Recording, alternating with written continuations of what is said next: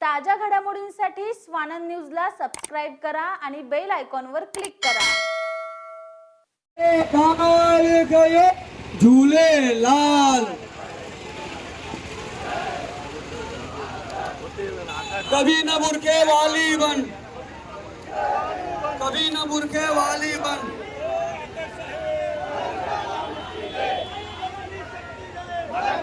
माता राजन की जय, माता राजन की जय। अरे लाल गए झूले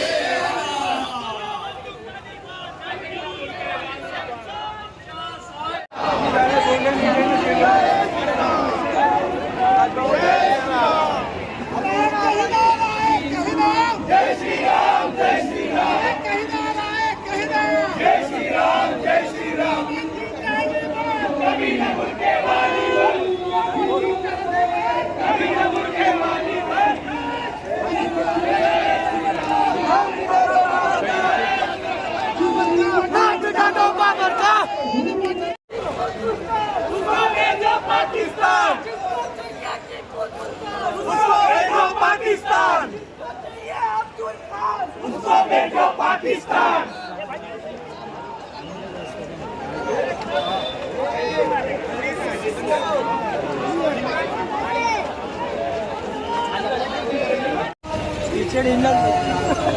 सब अमरनाथ हो।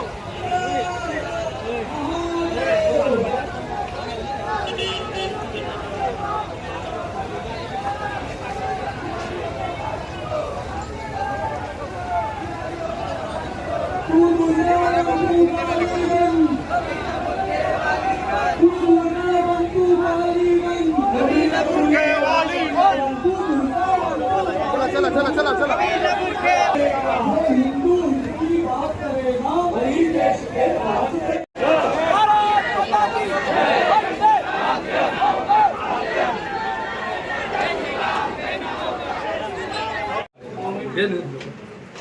आंटी जी, कल्पना जी, आइए। जय श्री राम।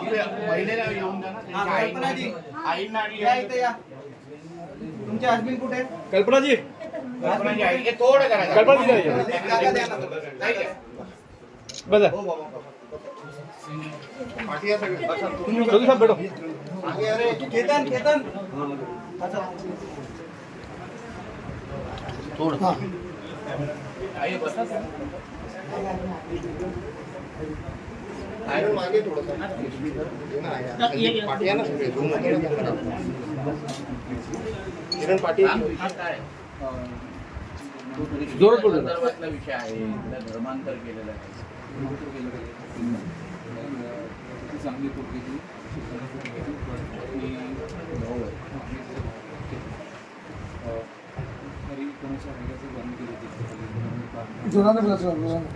जोर से बोलो जरा.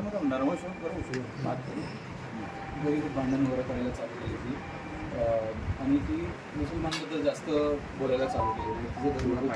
तिचं चांगले आपलं धर्म खराब आहे असं तिचं माइंडमध्ये फिट व्हायला लागलं. तिला जेव्हा विचारायला लागले की हे सगळं कुठून शिकते होती, मी यूट्यूबवरनं शिकते, माझे मैत्रीण आहेत, मी तुमच्यासोबत बघते हे सगळं, तो तुम्ही लोक पण शिका, तुम्हाला पण कळेल की आपले मुसलमान धर्म कसे काम आहे असं त्यांच्याबरोबर किती काळ राहिलेली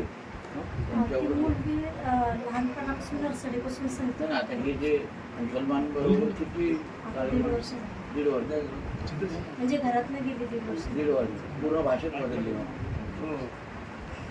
आणि जेव्हापासून आम्हाला कळालं होतं 2022 पासून, तेव्हापासून कंटिन्यू आम्ही प्रयत्न करतो तिला नाही म्हणजे नंतरच होत नव्हती. आणि तेव्हा आम्हाला एवढा पोलिस सपोर्ट, पोलिसांकडून मदत. पोलिसांना अगोदरचं ते होते जे इन्चार्ज, ते पहिल्या दिवशीच्या ट्रीटमेंटवरतीच ते गोष्टी संपत होते. ते पुढे काही होतच नव्हतं. आता ते पडवल सर आले तर तेव्हापासून थोडंसं आम्हाला आधार भेटला. नाहीतर म्हणजे आमचं इथं जगणं मुश्किल झालं आम्हाला. आजूबाजूचे काय त्रास देतात तुम्हाला? मग घरात बसून मारलं होतं आम्हाला, का तर तुम्ही का धर्मांतर करत नाही. अच्छा. माझं देवारा वगैरे जाळला, म्हणजे ते देव तोडले पूर्ण. ते गणपतीच्या मूर्ती थुकली आणि फेकून मारलं. त्या बाईने चाकोनी चटका दिला माझ्या हाताला. चटके दिले धर्मांतर नाही करत म्हणून आणि मुलीला आम्ही हे करत होतो वाचवलं. तर मुलगी घर विकायला सांगत होती. मग घर विकायचं नाही तर मग मला माझ्या हिसाबाने करतो. तिच्या हिसाबाने केलं, मी घर डेव्हलप केलं, व्यवस्थित करून घेतलं. तर तिला जसं आवडेल तसं तेही प्रयत्न केले की तिच्या हिसाबाने मुलगा म्हणून तिच्या हिसाबाने करा तर ते समजेल म्हणून. तर ते पण केलं. तर त्याच्यामुळे मग कर्ज त्या लोकांनी आमचे आधार कार्ड वगैरे दिले, आम्हाला रेफरन्स देऊन फोन नंबर देऊन कर्ज काढले. मुलीच्या नावावर आता 4 ते 5 लाख रुपये कर्ज केलं आमच्याकडून. हो, आमच्याकडूनही आमच्या मिस्टरांच्या बँकेतून पण पैसे काढून घेतले. या सगळ्या गोष्टी पोलिसांना सांगितलं, सर्व गोष्टी सांगितले, लिखित पण दिले. कारवाई काय आता हे 1 तारखेपासून 22 तारखेपासून कंटिन्यू चालू आहे. FIR झाल्यापासून आणि 12 काय झालंय? कारवाई सुरू झाली, हां कारवाई सुरू झाली. FIR झाली, कारवाई सुरू झाली. पण हे तुम्हाला जे आतमध्ये येऊन ज्यांनी लोकांनी मारलं त्या लोकांवर काय केसेस? त्यांचं 12 तारखेला त्याला मॅडमनी केलं होतं अरेस्ट. त्या मॅडमनीच केलं त्या होतं. कंप्लेंटमध्ये काही झालं नव्हतं ना? नाही काम काय नाही झालं. तक्रारीवर काय झालं? काय एवढं आतमध्ये तुमच्या घरात घुसून मारलं किंवा तुमच्या मंदिरं तोडली, तुम्हाला चटके दिले, या गोष्टीवर कुठला कलम घेतला काही? कोणताही केलं काहीच नाही. NC फक्त NC केलं नाही, गुन्हा दाखल नाही केला. एक मैडम होती, यांच्या मी ट्विटर कंट्रोलला कंप्लेन पण केला था. रात को 12 बजे मैं इनके पास लेके गया था पीतलवाड़ी पुलिस स्टेशन में. इन्होंने हमको ऐसा भगाया था जैसे मतलब हम रोड के एक भिखारी है, और इनका FIR होना चाहिए क्योंकि इन पे हाथ लगाया था उनको चटका दिला है मैडम. पर इन्होंने NC तक नहीं, काय? नेक्स्ट टाइम में वो नाही, तुम्ही होता का विषय नाही, या कोणाबद्दल वैयक्तिक हा विषय नाही, पण डिपार्टमेंटनी तेव्हा त्या पद्धतीचा FIR घेतला पाहिजे होता, कारण त्यांना चटका दिलेला आहे. त्यावेळी त्यांना विचारलं, तेव्हा तुम्ही सांगितलं होतं का काही? 12 ऑक्टोबरला होते आणि कारण काय माहिती ना, आता हे बिचारे सामान्य लोक आहेत, हे तुमच्या दबावाखाली बोलणारच एवढं.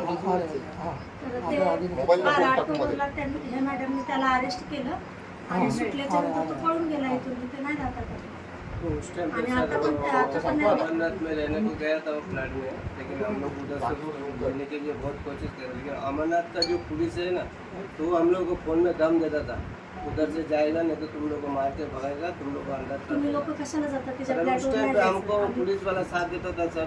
आज हमारा ये लड़की घर में होता था, लेकिन पुलिस वाला, अमरनाथ पुलिस वाला जरा भी साथ नहीं. हमको इतना है, सलीम चौधरी अमरनाथ पुलिस वाले से टोटल मिला हुआ है. हमको जब भी जाता था तो हमको दम देता था. अमरनाथ पुलिस वाला पूरा वो लोग को साथ में दिया, हमारा साथ में कुछ नहीं दिया. हमको उल्टा अमरनाथ पुलिस वाला दम दे रहा है कि तुम लोग उधर से तुमको जाना अरेस्ट क्यों करने नहीं. के लिए आओ क्या उधर? तुम लड़की का फ्लैट पे गए तो तुमको उधर से मैं अरेस्ट बोला लड़की को मैं पूछताछ करने गया था, उसका बर्थडे था, केक देने गया था, बोलते उधर से अभी क्या भी निकलो अपने, तो तुम पुलिस ही लोग बोल रहे थे. हाँ, वो रिकॉर्डिंग मुलीचा था मेरा 25 मेरा तारखेला मोबाइल बर्थडे पर असतो था. ना, तर बर्थडेचा हा दोन्ही बहीण भावंडाचा एकच दिवस आहे, एकच तारीख, एकच दिवस आहे. तर खूप मोठा सेलिब्रेट करतो. त्या वर्षी गेल्या वर्षी नव्हती मुलगी, तर मिस्टर गेले होते तिला केक वगैरे घेऊन. पोलिसांनी आम्हाला तिथून फोन केला, तुम्ही तिथून निघा नाही तर तुम्हाला अरेस्ट करा म्हणून. तुम्ही का गेले तिथे असं कुठला अधिकारी होते? माहिती नाही सर. ठीक आहे, Ambernath police station. Amarnath police पूरा सलीम चौधरी को बुलाता था, पूछता था, छोड़ देता था. उसको कुछ मतलब उसके ऊपर से कुछ यही नहीं, इतना बड़ा वो कांड कर. और उसने जो मस्जिद बनाया कुछ साल पहले उधर मैदान था, वो मस्जिद भी हम लोग ने वीडियो में डाला था. हम लोग ने बोला था ये मस्जिद इधर नहीं था, ये मस्जिद किधर से आ गई, इधर 9 लड़के लोगों को धर्मांतर में, लेकिन कुछ सुनता ही नहीं है. अंबरनाथ का जामा मंदिर ना? हाँ, नाही, जामा मस्जिद नाही. मग दुसरं मंदिर आहे का? कोसगावची मस्जिद आहे हाँ, सर. दूसरा एक मंदिर आणि है. त्या सरांना ते एज्युकेटेड सर आहेत, काय बोलतात ते राष्ट्रवादी काँग्रेसचे नेता पण आहेत. त्यांच्याकडे मी गेले, सर मला हे आम्ही ब्राह्मण समाजाचं आहे, आम्हाला इस्लाम समजत नाही. आणि त्यावेळेस श्रद्धा वाळकरची नवीनच हत्या झाली होती. तर सर माझ्या मुलीला माझं एक होतं एक लेकरं, तुम्ही नका हे करू. तर मुली उपभोगून केला. आणि नंतर 26 जानेवारीला रात्री 7:22 50,000चा स्क्रीनशॉट पाठवला आणि आम्हाला सांगितलं तुम्हाला एक कलीम म्हणून व्यक्ती 50,000 देईल आणि तुम्ही गप्प राहा, मुलीच्या पाठी नका लागू. म्हणलं सर मला नाही, माझ्या काय आहे ते? क्या पता 5:13 दुपेर को. काय येऊन काय केलं तुम्ही? माहित नाही काय केलं. ते खाली CCTV मध्ये भेटले. अच्छा. ठीक आहे, तुम्ही निवांत राहा. ही माहिती दिली आहे ना, खाली काय सर करायचं पोरीला माझ्यावर. काय चिंता करू नका. शेवटी ही माहिती आमच्याकडे दिल्यानंतर त्याच्यावर काहीतरी तुमच्या मुलीला सुखरूप घरी आणण्याच्या दृष्टिकोनातून पावलं उचलले जातील. तिला पण शेवटी आता ती त्यांच्या ताब्यात असल्यामुळे त्यांचं जास्त ऐकत असेल. त्या दिवशी सोमवारी हे लोक विविध काय ते काय त्यांच्यावर करतात, त्याच्यामुळे त्या आपल्या आई वडिलांना भावाला ओळखण्यामध्ये लांब जातात त्याच्यामुळे. मी तेच बोलतो, त्या काही गोष्टी होत आहेत. ठीक आहे, मी मागणी आमच्या मी तर काय मागे आवाज कसला आहे बाहेर तर माझ्याशी तर थोडी मी रोकटोक करते म्हणून मला थोडीशी क्रॉसिंगमध्ये असायची, पण भावाला आणि वडिलांची खूप चांगले टचमध्ये असत होती. काही काय आहे ती आता ती स्वतःच्या पण ताब्यात नसेल. हे लोक ज्या पद्धतीने त्या लोकांना काहीतरी खायला घालतात, काहीतरी करतात. तर सोमवारी सर आम्ही तिला जेलमध्ये भेटायला गेलो. जाकीर नाईकच्या सीड्या होत्या तिच्याकडे. शिडी देते ब्रेन वॉश करणे. आम्ही जेलमध्ये गेलो होतो भेटायला त्या दिवशी. तो खूप रडत होती की आता मी बर्बाद झाली, आता मी वाचणार नाही आणि तुम्ही लोक हे घर सोडून जा, तुमच्या जीवाला धोका आहे म्हणून अशी बोलली. ती खूप रडत होती. आम्हाला 10 मिनिटच भेटू दिले तिथं. कभी कभी लड़की इतना अच्छा बात करता है, फिर कभी 1-2 दिन बाद फिर फोन करेगा तो बहुत चिड़चिड़ा जैसा लगता है. हा कितना किती दिवस तर ना सर आम्ही कॉल केला ना, कॉल तर उचलायचे पण कुणी काहीच बोलायचं नाही. जेव्हा मी बोलले की मी आता पोलिसांकडे जाते, माझ्या मुलीला ब्लॅकमेल केलं जातं, मला जर कॉल नाही तर दुसरंच कोणी तर हँडल करत आहे, माझ्या मुलीला त्रासामध्ये मी आता कंप्लेंट करते जाऊन, का तर माझी मुलगी बोलत नाही माझ्याशी. असं बोलल्याच्या नंतर मग 2 महिन्याच्या नंतर मुलगी बोलली की मम्मी मी ठीक आहे म्हणून. आता म्हणजे गेल्याच्या नंतर सुद्धा आम्ही संपर्कात सारा टाईम फोन करत राहायचो. म्हणजे ब्लॉक केलेलं असायचं, दुसऱ्याच्या मोबाईलवरून फोन करायचं का ते विचारायला तिच्यासाठी ती कशी आहे, काय आहे, कोणाच्या संपर्कात आहे असं विचारण्यासाठी. तर कधी कधी छान बोलायची, पण रात्रीचं टायमाला असं एक फोन आला की ती शिव्यागाळी करायची. एकदम म्हणजे असं वाटायचं की काहीतरी म्हणजे तिला काहीतरी असे पदार्थ खाल्ले गेले की ती पूर्ण विषयामध्ये असे असायचे ती सतत. ठीक आहे, आमच्यावर सोडा, काय करायचं जेव्हा जेव्हा तुमची मदत आम्ही मागू. हो सर. तिच्याशी बोलायचं असेल तेव्हा तुम्ही चर्चा करू. हो सर. बाकी पुढचं काय असेल आता सगळ्याच गोष्टी ते सांगू शकत नाही. बराबर सर. तुम्ही होईल ते तुम्ही फक्त काही चिंता करू आम्ही भाऊ. हो सर. आप अभी कभी भी पुलिस स्टेशन जाओगे ना, एक सूचना हमको तुम्ही फक्त पुढे काही बोलताना करताना हे लोकांना फक्त कळवा की आम्हाला पुढे काय काय गोष्टी पोलिसांकडून जे होत आहेत, जे आता मी ऐकलेलं आहे. पुढे मला जेव्हा गृहमंत्र्यांशी बोलत असताना ह्या काही गोष्टी मला लागतील, तेव्हा फक्त तुम्ही लक्षात घ्या काही तुमच्याकडे ह्याच्यानंतर काही घडलं फक्त ह्या लोकांना फक्त कळवा. और अभी किसी से आपको कोई डरने की जरूरत आणि नहीं काय है. घाबरू नका. हे पोलीस जे मोजके जे काय तुमच्यावर हे जे करतायत ना, त्यांच्या आता बघितल्यानंतर बाकी सगळ्यांची कोणाची हिंमत होणार नाही तुमच्याकडे वाकड्या नजरेने पाहणार. समजलं ना, ह्या गोष्टी आपल्या राज्यात तरी चालणार नाही. मी ज्या अर्थी आलेलो म्हणून तुम्ही चिंता करू नका, आपण मार्ग काढायचा आहे आणि मुलीला सुखरूप घरी आणायचं या उद्दिष्टाने आता पावलं होऊ. त्यावेळेस त्यांना सर हे सौरभ भैया, हे भैया आणि आपले संघटनचे जेवढे पण लोक होते ते मदत तर करायचे, पण त्यांनी त्या बायकांनी मला पूर्ण कॅरेक्टरलेस साबित केलं आणि मुलीला हेच काय सर आप आए. हे गणेश भाई गॅरेज चालवतात, पण खूप मदत आपल्या केली हिंदुत्वाचे त्यांनी. विद्यार्थी सगळेजण आहेत ताई. आम्ही सगळे एकत्र ताकदीने तुमच्यावर उभे आहोत. फक्त तुम्ही मनोधैर्य तोडून जाऊ नका, नाही, त्याला धीर घ्या. आता आलोय ना आम्ही लोक सगळे व्यवस्थित मार्ग काढत आणि मी आलोय तर समजून घ्या देवेंद्र फडणवीसजींकडे पण तुमची सगळी माहिती मी स्वतः देईन. सगळे आपण करू आणि मुलीला सुखरूप कसं आणता येईल आणि ही जी काय बाकीचे जे मस्ती सुरू आहे ना काही लोकांच्या आशीर्वादामुळे कसे बंद होईल मी पाहतो. हा सर, तेवढीच अपेक्षा तुमच्याकडून. तुमच्या घरचा नाही. सब बंद होगा, सब बंद होगा, सब बंद बघा होगा. तुम्ही स्वतः नजरेने बघा, फक्त तुम्ही स्वतःची काळजी घ्या. काही झालं या माझ्या व्हिजिट नंतर तुम्हाला कोणी फोन केलं, धमकी दिली, लगेच आम्हाला कळवायचं. त्यांचा काय हातपाय जागेवर ठेवायचे की नाही आम्ही ठरवू. फक्त तुम्ही काय अंगावर घ्यायचं नाही, लगेच ह्या लोकांना कळलं ना. तर माझी मुलगी तर वाचेलच तुमच्या 100% माध्यमातून, वाचणार. पण आणखी पण हिला त्यांची बाकी सगळ्यांचेच वाचू नये, कारण का हिंदूंनाच वाचवण्यासाठी आम्ही लोक आहोत ना. हा सर. म्हणून काय एकाच्या नावाने उदाहरण तरी जाऊन दे. हो सर. आणि जे पद्धतीने काही लोक डिपार्टमेंटकडून मदत करतायत ना त्यांना पाहतो आम्ही. हा चला माहिती आहे तुम्हाला हा की नाही बोला, बाकी मी पुढेच जातो. नाही माहिती, चला मग बघू आपण पुढे. हॅलो. पडणार आहे बाबा. नाही सर, नाही सर.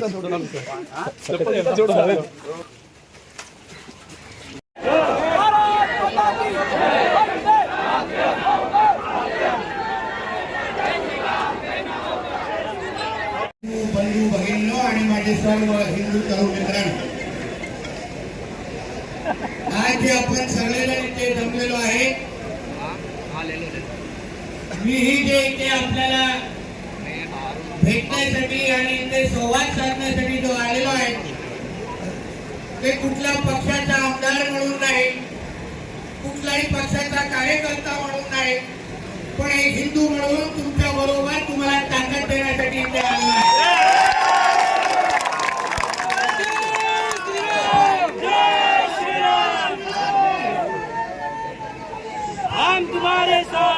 गीत आगे बढ़ायचं आणि मागे काहीच व्हायचं नाही. आम्ही काय करतो, फक्त या घोषणा देत बसायच्या, भगवे झेंडे हातात घेऊन बसायचं आणि कुठलीही घटना जेव्हा घडते, माझ्या हिंदू महिला मुलीला तिच्या आई वडिलांकडून घेऊन जाऊन तिचं आयुष्य बरबाद केलं जातं, तेव्हा पण आगे बढो पिछे बढो असे काही घोषणा देत असताना दिसत नाही. एक म्हण चांगली आहे, छत्रपती शिवाजी महाराजांनी जन्म घ्यावं पण शेजारच्या घरी. आम्ही काय करणार नाही, आम्ही फक्त असे मोर्चे काढत बसणार, आम्ही फक्त मागण्या करत बसणार, आम्ही फक्त एक दिवसासाठी आम्ही थांबणार की काय नाही काहीतरी वरतून पडावं आणि कोण ना कोणतरी येऊन हिंदूंचं संरक्षण करावं. बाकी आम्ही काही स्वतःच्या हाताने करणार नाही. बरोबर आहे ना?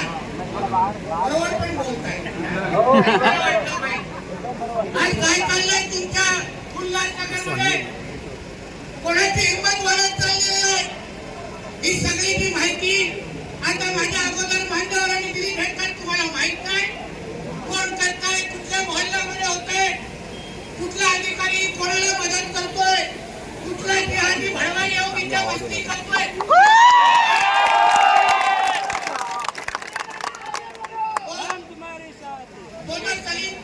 चौधरी नावाचा भडवा आहे, बाबा अन्सारी नावाचा भडवा आहे. तो आतापर्यंत जिवंत काय हा प्रश्न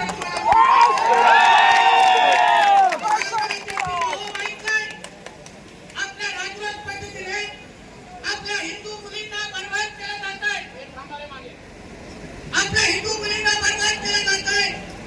मी आता त्या क्रिस्टी चौधरीच्या घरी जाऊन आलोय. ती आई माझ्या समोर बसलेली, त्याच्या वडील आणि त्याचा भाऊ, तिचा भाऊ माझ्या समोर बसलेला. तिच्या आईच्या डोळ्यातून अश्रू बंद होत नव्हते. ती बोलत होती, निश्चयची माझ्या मुलीला कशी माझ्याकडे आणा, माझ्या मुलीला बरबाद करून टाकतील. तिला एका फ्लॅट मध्ये त्या भडव्या जिहाद्यांनी ठेवलेलं आहे. रोज तिथे 10 हे जिहादी तिथे रोज तिच्याकडे जातात. काय होत असेल तिच्या फ्लॅट मध्ये तिला सांगितलं जातंय, तुला इस्लाम स्वीकारायचा असेल तर या 10 लोकांबरोबर तुला राहायला लागेल. रोज वेगवेगळे 10 मुलं जात आहेत तिकडे आणि ती माझी हिंदू बहीण काही करू शकत नाही, काही करू शकत नाही.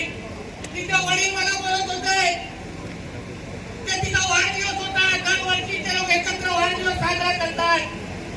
तिचा भावाचा आणि तिचा एकच दिवस वाढदिवस असतो. आणि या वर्षी जेव्हा ती घरी नव्हती म्हणून तिच्या वडील तिला केक घेऊन त्या फ्लॅटवर त्या घरावर जेव्हा तिला भेटायला गेले, तेव्हा पोलिसांनी तिला फोन करून सांगितलं, तिच्या वडिलांनी फोन केला, पोलिसांनी तिच्या वडिलांना फोन केला आणि सांगितलं तुझ्या मुलीला भेटायचं नाही, तू तिथून निघून जा. मी इकडच्या पोलीस खात्यातल्या काही अधिकाऱ्यांना सांगतो, तुम्ही सरकार कोणाचं आहे लक्षात ठेवा.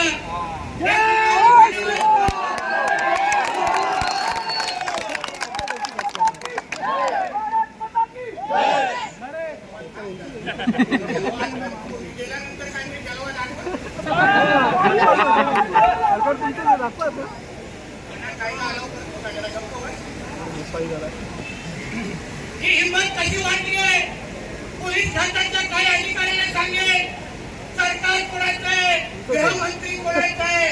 तुम्हाला अगर या बिर्याणीची एवढीच आवड असेल ना तर आयुष्यभरचं पार्सल करण्याचं नियोजन मीच करतो, पण पोलीस खात्यात राहण्याचा अधिकार नाही.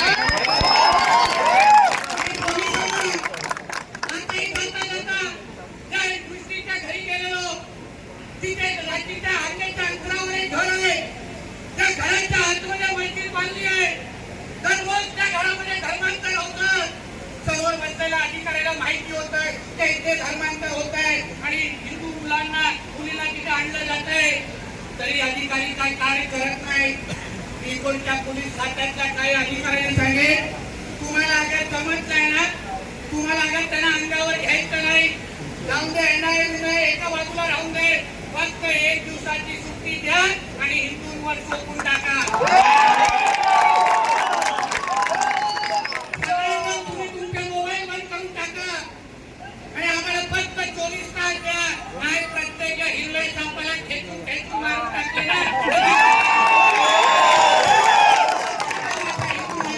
पण आम्ही काही इथे गप्प बसून मार खात बसणार नाही.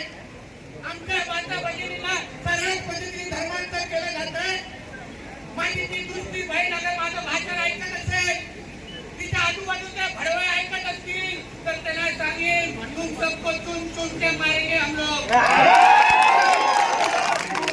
माझ्या त्या बहिणीला तुम्ही योग्य वेळी अगर तिच्या घरी पाठवलं नाही तर मी तुम्हाला आज सांगून ठेवतो, तुमच्या अशा चेहऱ्याची अवस्था करू ते तुमच्या अप्पा आणि आम्ही तुम्हाला ओळखू पण शकणार. आमच्या धर्माचा विषय झालेला आहे. आमच्या घरातल्या माता भगिनी पळवल्या जात आहे. आमच्या हिंदू धर्मावर आले जात आहे. त्या दृष्टीच्या घरी जेव्हा तिची आई मला सांगत होती, तिची आई मला सांगते ते काही 5-10 भडवे तिच्या घरी आले आणि तिचं घराचं मंदिर पण कल्पने जाळून टाकलं. घराचं मंदिर पण जाळून टाकलं. एक विचार करा, आज एका दृष्टीच्या घरी अगर होत असेल तर उद्या तुमच्या प्रत्येकाच्या घरात ते कधी ना कधीतरी व्हायला सुरू होणार. कशाला थांबतील ते दृष्टीकडे? त्याला माहिती आहे एका दृष्टी चौधरीला जेव्हा आम्ही अटक केलं, आम्ही आत्म धर्मांतर तिला केलं तेव्हा कोण काय बोललं नाही, हिंदू गप्प राहिले. मग आता या बाजूच्या हिंदूंच्या घरी आम्ही घुसलो तरी आम्हाला काय होणार नाही अशी भावना या जिहाद्यांची तयार होईल. म्हणून बांध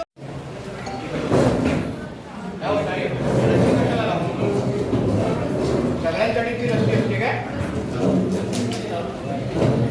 कसला मोठी आमदार सगळ्यांसाठी लावतात. आम्ही आपले घेतली आहे त्या टायमाला काम रे आवाज बंद करा, तुमच्याशी बोलणार नाही ते मग नका करू.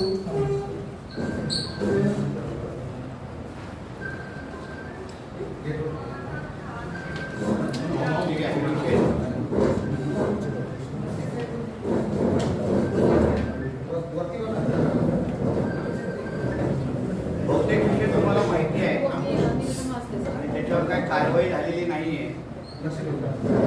काय तो निवेदन देऊन कारवाई होईल त्याचा जर आम्हाला टार्गेट दिलं तर तेवढे निवेदन आम्ही तयार करतो 50, 100, 500. त्याच्यानंतर रिॲक्शन. आता काय मुलींना आणि सगळ्या अतिक्रमण राजरोस पद्धतीने सुरू आहे.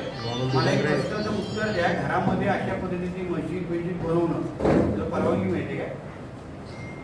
एका घरामध्ये ताई आपल्या एका मॅडम एका घरामध्ये मस्जिद आहे, अशी परवानगी आहे, तो कायदा मला दाखवा, ते कलम दाखवा आणि ती पोलिसांच्या संरक्षणाखाली तुम्ही आतापर्यंत का काढली नाही त्याचं मला स्पष्टीकरण द्या. मी एक लोकप्रतिनिधी आमदार आहे, मला विचारण्याचा अधिकार आहे.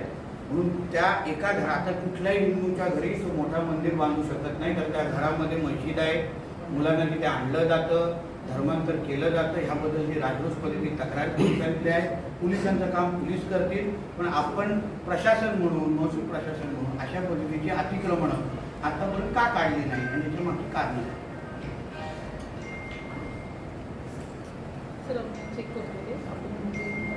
कुठे ते त्या तिथे कुठल्या एरियामध्ये ती मस्जिद आहे?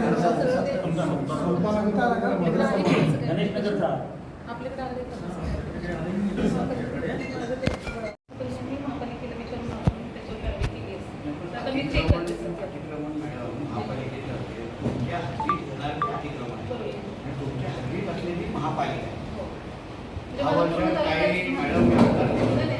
माझ्या घरात मुख्यमंत्री राहिलेले आहे, माझे वडील जास्त काळ महसूल मंत्री होते. तुम्ही अगर मला असं सांगायला लागला तर तुम्ही अडचणी घ्याल.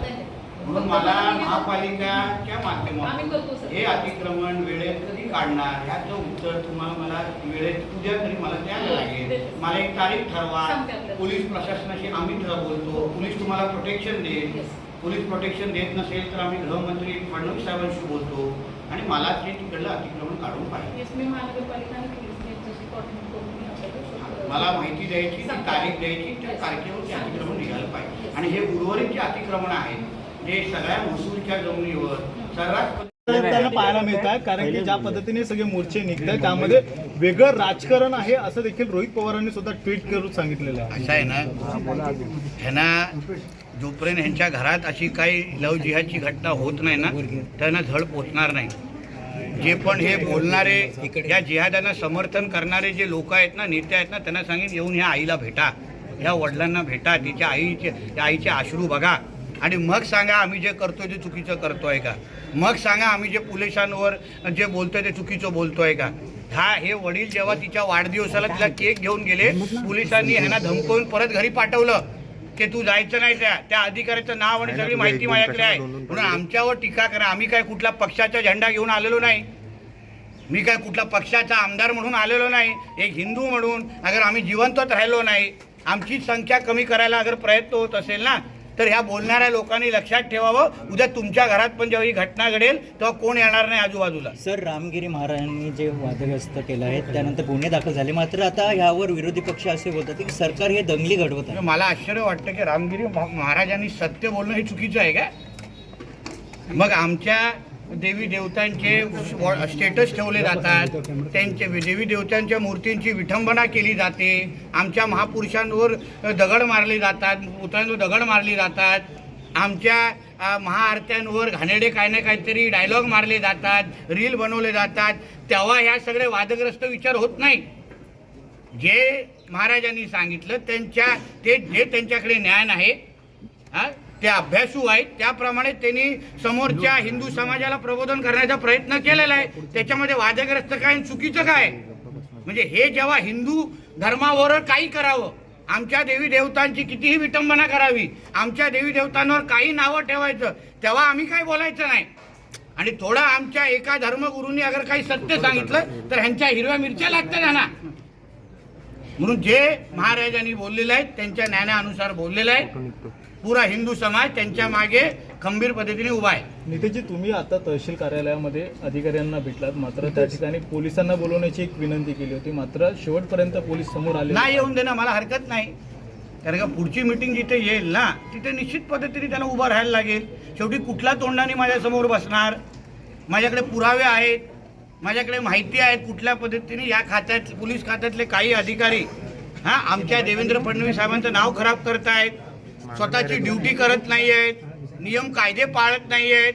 म्हणून आता जे काही तुम्ही ही काही ती परिस्थिती आहे ना तशी परिस्थिती आता देवेंद्र फडणवीस साहेबांकडे सांगितली जाईल आणि मग त्या बैठकीला हजर व्हायलाच लागेल, तेव्हा आपण जवाब विचारू. सर, विधानसभेच्या घडले पण भाजपच्या एका पदाधिकाऱ्यांनी त्या पीडित परिवाराला भेट दिली नाही, आज रॅलीमध्ये सामील झाले. मी एक हिंदू म्हणून इथे आलेलो आहे, मी माझा हिंदू म्हणून कर्तव्य पूर्ण केलेलं आहे, बाकीच्यांबद्दल बोलण्याचा अधिकार मला नाही. सर, विधानसभेच्या जागा वाटप संदर्भात काही चर्चा झाली का, किती जागांचा दावा? जय श्रीराम.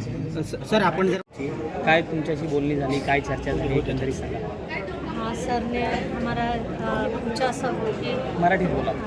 विचारलं सर्व की तुमच्यासाठी काय काय घटना घडल्या, ते आमच्या 2022पासून ज्या पण घटना घडलेल्या आम्ही त्यांना सर्व सांगितलं. आणि आमच्या एरियामध्ये माझीच मुलगी नाही, आणखीन 2 मुलांचं धर्मांतर झालेलं आहे. आणि त्याच्यामध्ये आणखीन ते जे राहत्या घरामध्ये दर्गा आहे, त्या दर्ग्यामध्ये सर्व मुलं जमा होतात. आमच्या इलाक्याच्या मुलांना सर्व ते जमवून भरकवटून टाकतात मुलांना. आणि काय माहीत कसले आमिष देतात, ती मुलं ते घर सोडत नाहीत आहे. तर एक परिवार तर घर सोडून गेलं, पण ते मूल तिथंच येऊन राहतात. आज नितेश राणे आल्यानंतर त्यांनी काय आश्वासन दिलं, मुलीला घरी येण्यासाठी कसा प्रयत्न होणार आहे?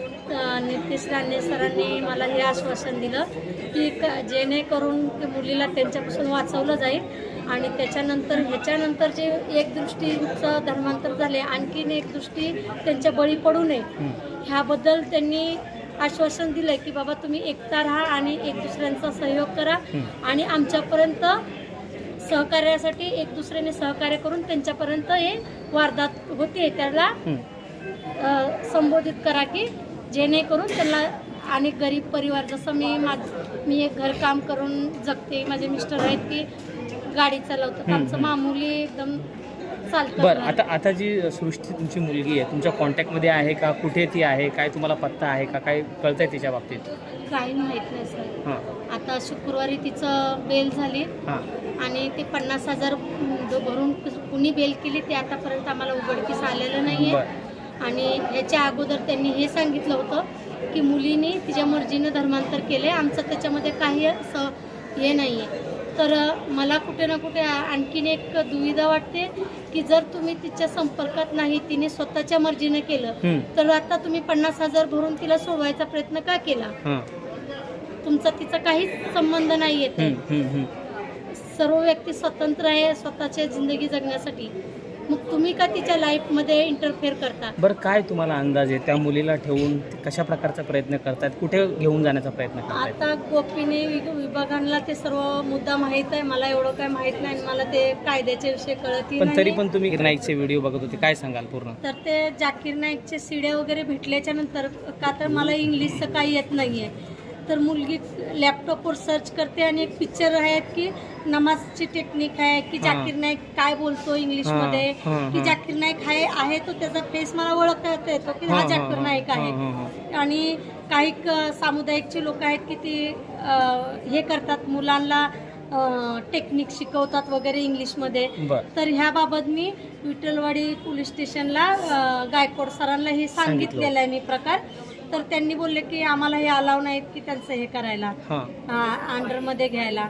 तर मला कुठे ना कुठे असं वाटत होतं की माझ्या मुलीला असं काहीतरी खूप मोठ्या दुर्घटनाचा वापर केला जातोय. त्याबाबत मी सतत पोलीस स्टेशनला आणि हर एक संघटनेकडे आणि हर एक नेत्याकडे अशी कुठलीही जागा मी सोडली नाहीये की तिथं मी गेली नाहीये.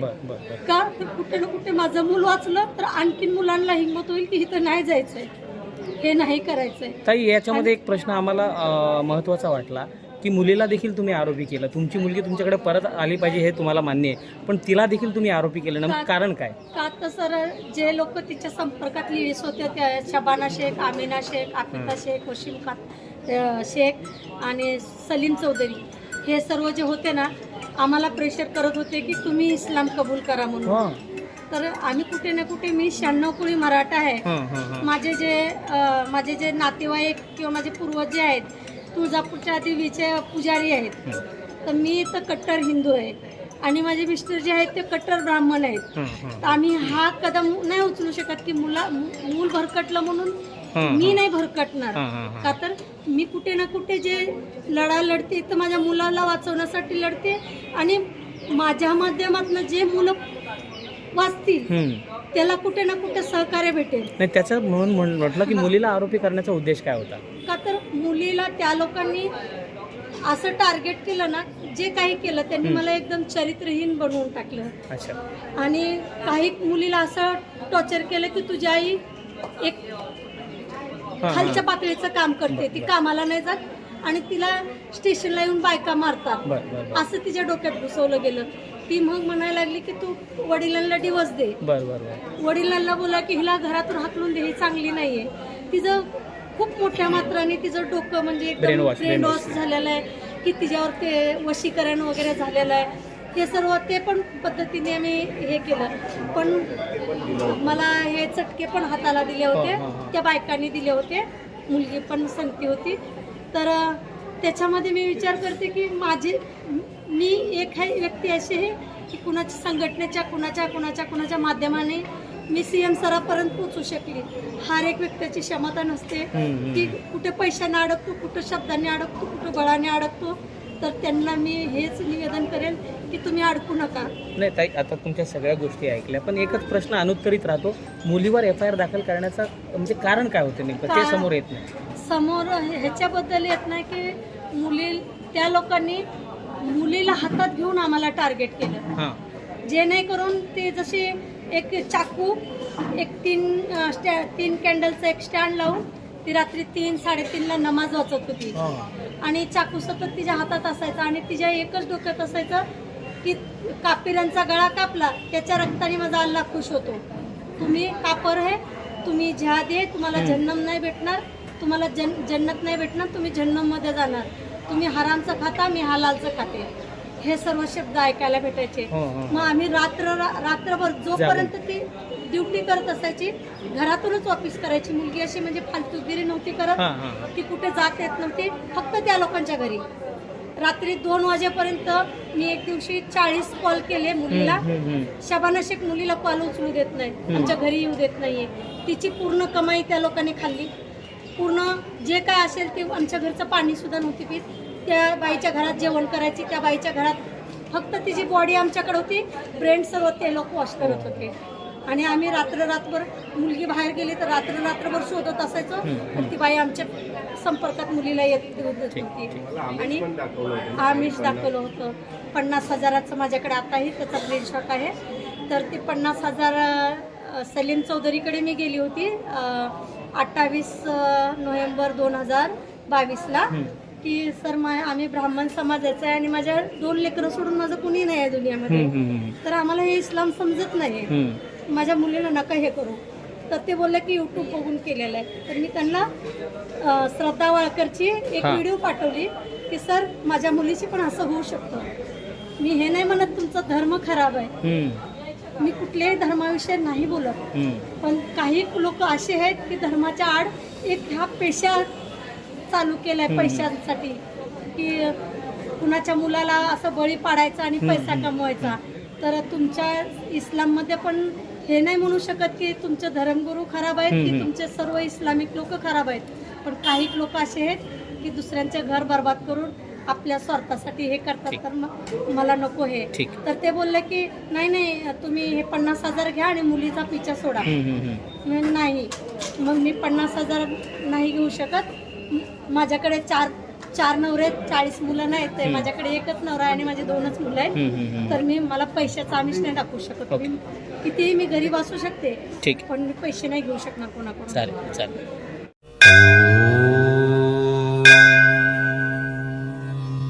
Shri Sai Samarth Jyotishalaya, astrologer and palmist Pandit PS Bhattar गुरुजी.